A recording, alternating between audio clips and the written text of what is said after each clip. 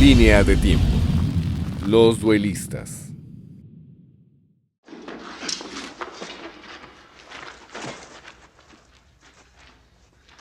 Durante la década del 70, el director británico Ridley Scott realiza su primer largometraje que atrajo las miradas de la crítica en varios países debido a su belleza visual. Una fotografía prácticamente de retrato, ¿no? de paisaje. En 1978 se estrena Los duelistas, una obra única en la filmografía del director, quien posteriormente realizaría películas representativas del thriller, el cine épico y la ciencia ficción. Los aspectos técnicos con este director están más que bien logrados. Es capaz de crear escenarios grandilocuentes como Gladiador, crear, como él mismo decir, todo un universo. El film narra el choque de dos hombres del ejército napoleónico durante 15 años en diferentes escenarios de Europa. El Código de Honor los obliga a batirse en duelo a muerte en una época donde los ejércitos del emperador tuvieron un papel decisivo en la historia de Europa. El itinerario, la epopeya napoleónica, en sus intentos de consolidar un imperio, primero en Francia y después en toda Europa, y finalmente su debacle en Waterloo. El film está basado en el relato El duelo, escrito por el novelista polaco Joseph Conrad en 1907, inspirado en la disputa real de dos oficiales pertenecientes al régimen francés. Se ancla en un duelo que también tuvieron durante casi 30 años dos soldados franceses, donde Joseph Conrad hace un poco la investigación, pero no es tanto del duelo en sí mismo, sino de todo lo que implica el retarse. La obra literaria señala la desaprobación que sentía el emperador Napoleón I por los duelos de honor entre sus hombres, pues no sentía respeto alguno por esta tradición. Con una usanza y una forma de resolver los conflictos de esa época, ¿no? Que era el duelo, la confrontación cuerpo a cuerpo. Conrad se convirtió en un autor de aventuras que dotaba a sus personajes de una fuerte complejidad psicológica. Esta característica lo convirtió en un importante narrador del siglo XIX. Lo importante en Conrad es que la profunda construcción de los personajes, los grandes conflictos de los personajes, cómo se desarrollan en ellos mismos y cómo ese conflicto se expande a los demás. En su novela, el escritor muestra su admiración por el código de conducta utilizado por los húsares de Napoleón a principios del siglo XIX. Los húsares eran miembros del cuerpo más representativo de la caballería ligera, derivados de la tradición húngara en el siglo XV. Como húsares tenían las posibilidades de tener las mejores condiciones, las mejores posiciones dentro del ejército. Este grupo de élite era utilizado para debilitar las filas del enemigo con cargas rápidas y coordinadas debido a su gran capacidad de movilización. Los húsares franceses, conocidos también como dragones, se convirtieron en una pieza clave para obtener la victoria durante las principales batallas del emperador. Por el tipo de combate que desarrollaban, que era de confrontación y de retirada. La primera imagen que observamos es una inocente niña que guía a una bandada de gansos por un estrecho paraje en el campo. La tranquilidad de la menor se ve alterada por la presencia de un soldado que nos conduce a un duelo a espada en campo abierto entre dos hombres. Uno de ellos es Gabriel Ferrot, teniente del ejército francés. Una cámara maravillosa bailando atrás de los luchadores. La toma es abierta, bastante abierta. Entonces se ven a los dos, se ve el fondo, se ve el campo, se ve a los jueces, a los testigos que van. Pero sin embargo uno está concentrado en la lucha. No deja de estar imbuida por la filosofía que en ese entonces se va a empezar a difuminar en Europa y que es la romántica y que tendrá muy presente la noción de honor, la exacerbación de los sentimientos, que en este caso Gabriel Ferrot es un típico romántico, está exacerbado totalmente de sus sentidos de pasión, rencor, confrontación. Por medio de sus movimientos corporales y su actitud, el director nos muestra un implacable personaje interpretado por Harvey Keitel, hombre frío e indiferente a la vida ajena. Creo que Ferrot representa el advenimiento de este hombre nuevo, que será el prototipo de las masas contemporáneas y que en esta película es visto desde el lado más rencoroso.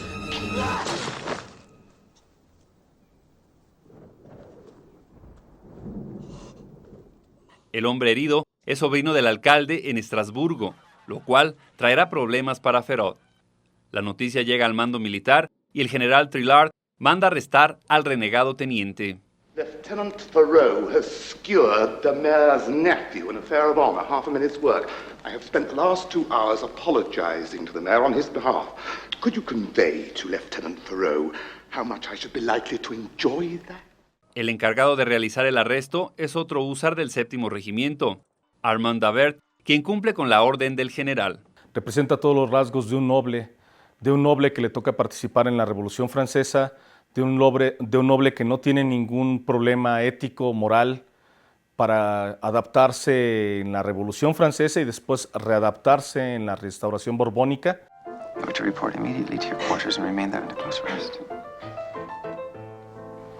What did you say? I'm only a messenger. That must be obvious to you. El inicio del conflicto no se hace esperar y el fuerte temperamento de Ferrot se encarga de evidenciarlo. Hace Ferrot un comentario napoleónico y Davert no lo compra. Would you let us spit upon Napoleon Bonaparte? Bonaparte? Bonaparte has no more to do with this than Madame de Lyon. You think that name's come quite for the street? El conflicto es Napoleón Bonaparte. Y a partir de ahí uno se lo va a tomar tan personal que lo va a convertir en una misión. Parece un hombre íntegro de una sola pieza, formado casi fanáticamente en un credo, y este credo era Napoleón. La volátil personalidad de Ferrot los lleva a batirse atropelladamente en el patio del hombre ofendido, quien resulta herido por Davert. Un rasgo que tenían muy marcado los nobles, que era su prestigio, su nombre, su honor, su integridad como persona. Una ofensa inexistente llevará a los dos militares a enfrentarse en distintas ocasiones de 1800 a 1816, guiados por el orgullo y el miedo a ser señalados como cobardes.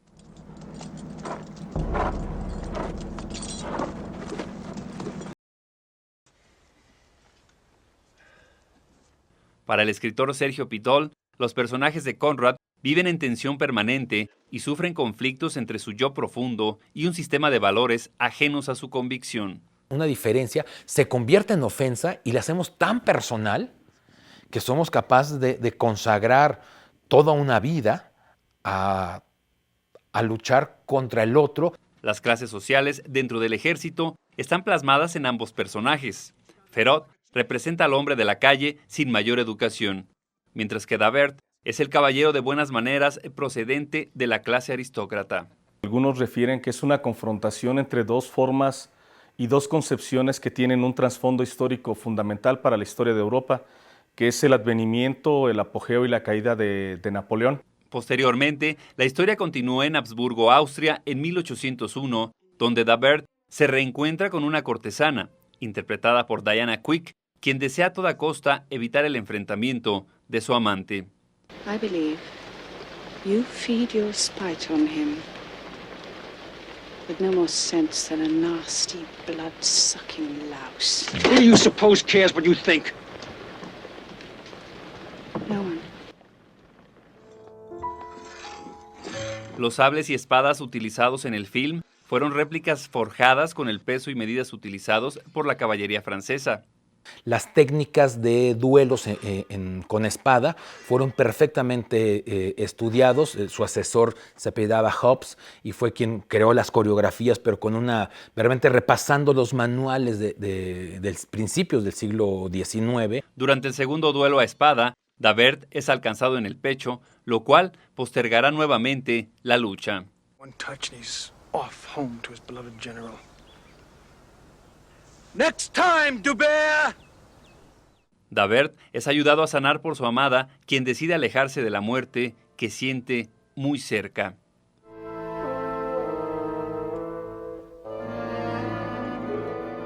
Davert nunca estuvo incómodo. Era incluso él quien quería medio rehuir siempre el combate. Acabó encarándolos y enfrentándolos. Finalmente es el honor. Uno de los códigos que regían los duelos entre soldados del mismo regimiento señalaba que solo podían enfrentarse si poseían el mismo rango militar.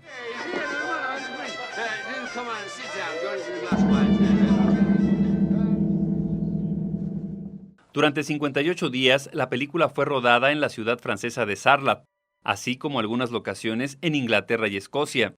La filmación inició en el mes de septiembre, por lo cual el equipo de producción tuvo que adaptarse a las lluvias, el invierno y cortos periodos de luz natural. Es un perfeccionista, es un tipo con una estética y técnica muy depurada. Ridley Scott y Frank Tidy fueron los encargados de la fotografía, inspirados por la pintura de la época, lo cual convirtió a la imagen cinematográfica en una reconstrucción de los primeros años del siglo XIX. Entonces son las postrimerías del romanticismo en pintura, del naturalismo en la pintura, y la fotografía que utiliza está exactamente en ese tenor. Recuerdan muchísimo a los cuadros románticos de la época, particularmente alemana, y de manera concreta de Caspar David Friedrich, paisajes de ocasos o de amaneceres entre las brumas y las nubes, en unas muy bellas locaciones que realmente fueron óptimamente aprovechadas. El director quedó impactado con un film estrenado en 1974. Deseaba llevar su obra por el mismo camino del cineasta Stanley Kubrick.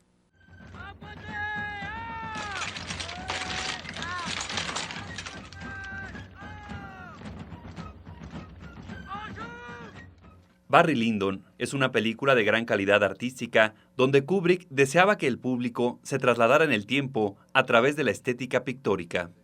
El realizador se inspiró en retratos de los pintores ingleses Thomas Gainsborough, Joshua Reynolds y William Hogarth para plasmar sus personajes y el escenario. Es la primera adaptación cinematográfica tratando de ser totalmente fidedigno a los aspectos de época.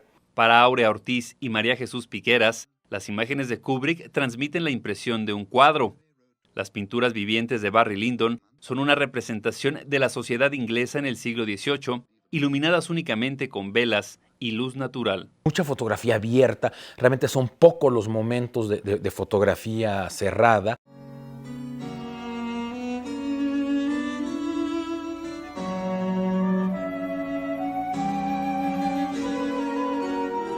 Ridley Scott, al igual que Stanley Kubrick, lo que está haciendo es retratando una época sin buscar la fastuosidad por sí misma, sin buscar una fastuosidad gratuita. Barry Lyndon cuenta la historia de un oportunista que se introduce en la aristocracia inglesa, donde vive su periodo de gloria para posteriormente caer en desgracia. Kubrick creó archivos de reproducciones de pinturas que utilizó como guía y fuente de inspiración entre sus colaboradores. Es un homenaje a Barry Lyndon desde otra película, desde otro discurso, pero es un homenaje poderosamente al cine de época. Para Scott, era importante crear imágenes naturales, eligiendo locaciones reales con la decoración histórica de finales del siglo XVIII y principios del XIX. El bajo presupuesto destinado a la producción, alrededor de $900,000, no permitió contratar grandes equipos de iluminación, por lo cual debía aprovechar la luz natural al máximo. Que es muy interesante ver estos cuadros bellamente labrados en fotografías. El tercer encuentro de los duelistas es uno de los más representativos de la cinta. Armados en esta ocasión con sables, los protagonistas se enfrentan en un establo con toda la intención de aniquilarse sin conseguirlo. La escena fue filmada en tan solo 45 minutos, pues el ocaso se acercaba y la falta de luz hubiera imposibilitado el rodaje.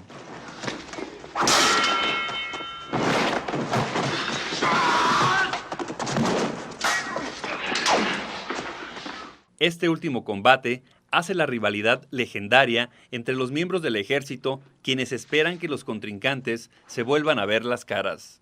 El nivel de ofensa se va creciendo y creciendo y creciendo hasta que se olvida. Llega un momento en el que uno también como espectador olvida que el problema es un comentario. Ambos son ascendidos a capitanes, por lo cual la disputa continúa latente. También es una historia del honor, leído como un acto del egoísmo. El honor es mío. Y yo lo voy a mantener por mí, para mí y conmigo. Entonces también es el egoísmo de los dos, cada uno expresado de manera diferente, exacerbado de manera diferente.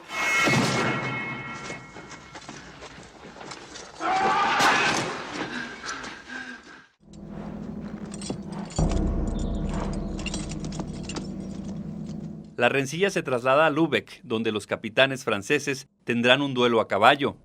La presión ejercida por la milicia los obliga a enfrentarse por el honor de la caballería.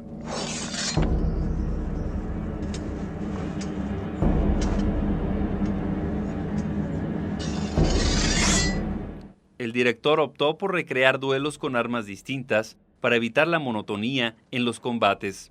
A pesar de las condiciones climáticas en pleno diciembre, la escena se convirtió en una de las más logradas debido al ritmo y los movimientos de cámara que seguían a los enemigos. Visualmente es el momento clave de la película, ¿no? Es el clímax de la película, porque no solamente uno como espectador no tiene la más remota idea de qué va a suceder. Como tú lo dices, vemos a los dos jinetes cómo van corriendo a todo galope, con todo lo que dan, pero este flashback de todo lo que ha pasado, este recuento, es como para decir, ¿qué inutilidad que estemos aquí?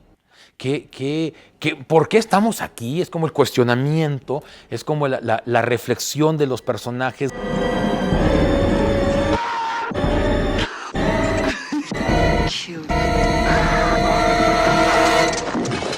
Una vez más, el duelo es aplazado debido a una herida en la frente de Ferrot. Los contrincantes se volverán a encontrar 6 años después, cuando el ejército del emperador Napoleón se reúna para la caída de su imperio en Rusia.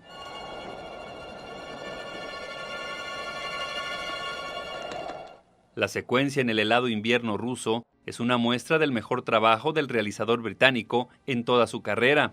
La escena de la nieve y la del último combate se me hace lo más depurado estéticamente que tiene la película. A los soldados muertos, ¿no? Los soldados congelados, los cañones abandonados. Es una escena, no solamente es contundente, es quizá la escena más cruel de toda la película. Las escenas fueron filmadas durante el mes de enero en las colinas de un hotel para esquiar ubicado en Escocia. La guerra y la paz de Tolstoy va a tener de trasfondo justamente este momento histórico. Durante la noche, Davert se percata de la presencia de Ferrot en el campamento. A la mañana siguiente, ambos salen de escaramuza a petición de Ferrot con el objetivo de ahuyentar a los cosacos que merodeaban la zona. Precisamente para también mostrar cómo el duelo entre Ferrot y D'Albert también tiene que cambiar de ámbito. Y ahí hay un cambio de mentalidad porque Napoleón pierde y desaparece. En una escena acompañada del inclemente viento, los duelistas se preparan para su quinto enfrentamiento cuando son interrumpidos por los cosacos.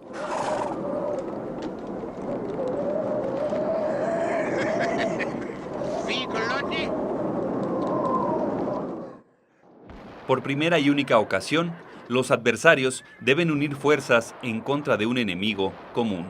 Es el único momento en el que los vemos haciendo algo juntos. Es el único momento. Y con mayor razón sabemos que son enemigos porque además no había una convicción de hacerlo junto. El vestuario, el maquillaje y el entorno dotan de gran realismo a la escena.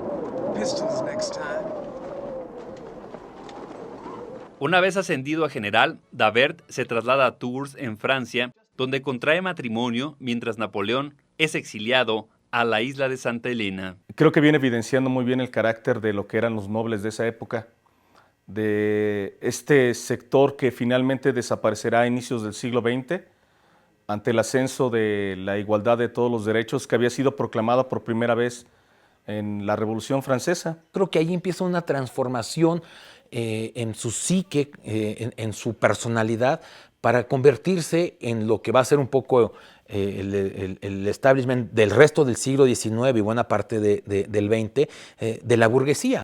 Tras la caída del emperador y la restauración de la monarquía, Ferrot es apresado y condenado a la guillotina, mientras Davert es asignado a París para continuar con su carrera militar. De hecho, la Revolución Francesa tuvo su movimiento de liberación, pero viene con este momento de restauración, en la cual todo lo que se había conseguido fue abjurado. Entonces tenemos la restauración de la nobleza, la forma de gobierno monárquico. Cuando se entera del arresto de su rival, Davert acude ante Joseph Fouché, el nuevo ministro, para buscar el indulto de su enemigo. Sáquenlo de la cárcel, porque hay un acto de honor. Yo he peleado con él, sé que es un caballero, pensamos diferente, tenemos ideologías diferentes, pero es un caballero. Porque admira la integridad de este personaje, su hechura de una sola pieza, el saber que se equivocó, que históricamente en ese momento de la restauración borbónica, él tendrá todas las de perder y deberá de ser sacrificado como tantos más de la Revolución Francesa. Una vez liberado, Ferraud busca concluir la disputa iniciada 15 años atrás, concertando el último encuentro por el honor. Para Sergio Pitol, este tipo de personajes son capaces de perder la felicidad, sus bienes y hasta la vida propia por voluntad de sus semejantes.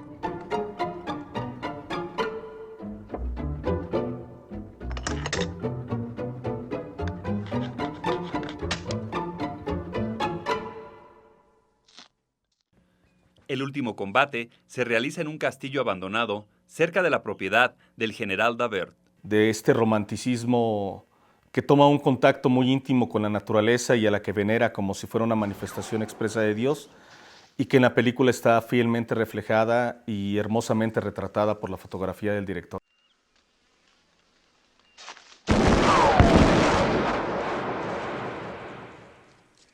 Ferraud ha perdido. Todo indica que morirá a manos de Davert. Sin embargo, el destino marca un final distinto para el aguerrido general. I have submitted to your notions of honor long enough. You will now submit to mine. En lugar de haber muerto heroicamente en un duelo, quedarás deshonrado sabiendo que perdiste. Y perdiste y te perdoné la vida. Borges decía que la única forma que una persona que odiaba a otra, en el fondo era su esclavo, porque finalmente no te desprendes de él y esa obsesión te va consumiendo tus días y tu vida. Dispensarle la vida, lo cual se constituye para él en una carga, en una humillación, en una afrenta que llevará de por sí en toda la existencia, puesto que ésta le ha sido perdonada por su adversario. Para Carlos Barral, el enfrentamiento devora la vida de dos héroes desmesurados en un duelo aplazado durante 15 años. Creo que Ferraud tuvo esa obsesión todo el tiempo, en toda su vida, y el otro nada más Davert parece tener la tarea de cumplimentar en honor suyo, continuar con las confrontaciones. Y en el fondo yo creo que los dos pierden. Los dos son personajes que pierden porque se dedican, por lo menos durante lo que la trama histórica de la película, estos 16 años, se dedican a no tener más objetivo, más allá de sus convicciones, que ellos mismos. Para el realizador británico, la imagen final de Ferraud frente al horizonte es una referencia directa a la caída del emperador exiliado. Creo que el momento histórico que escogió el director y que sirve de fondo para las confrontaciones y duelos es uno de los más apasionantes o interesantes que tuvo la Europa de finales del siglo XVIII e inicios del siglo XIX, donde aparece justamente así el hombre entre las nubes, y aparece justamente, y es una escena prototípica del romanticismo, un hombre que está contemplando un atardecer. Ridley Scott dotó de un estilo único una ópera prima que plasma el choque épico de dos personajes arraigados en el pensamiento y las costumbres del siglo XIX. Para muchos, el director no ha igualado ni igualará la calidad y belleza alcanzada con Los duelistas, una obra dramática de una fuerza visual pocas veces lograda. Porque la película no envejece, ¿no? En todas las lecturas. Es como recordar que hay grandiosas películas que de repente uno se le olvida que están ahí y que el propio, a veces la academia o los medios no posicionamos. Yo creo que Los duelistas es una película en todos los sentidos magistral.